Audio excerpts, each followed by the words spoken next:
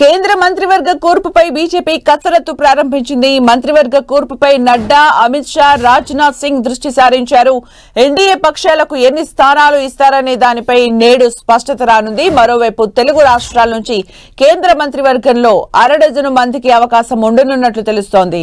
ఏపీకి 3 నుంచి 4, తెలంగాణకు 2 కేబినెట్ పదవులు రానున్నట్లు సమాచారం.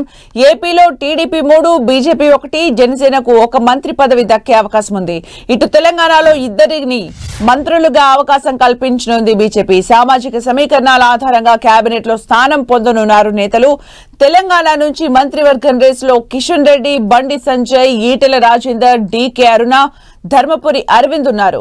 ఇక ఏపీ నుంచి మంత్రివర్గం రేసులో శ్రీకాకుళం ఎంపీ రామ్మోహన్ నాయుడు, అమలాపురం ఎంపీ హరీష్ మాథూర్, కృష్ణప్రసాద్, ప్రసాదరావు, భరత్, పెమ్మసాని చంద్రశేఖర్, లావు శ్రీకృష్ణదేవరాయలు, వేమిరెడ్డి ప్రభాకర్ రెడ్డి, బైరెడ్డి శబరి ఉన్నారు.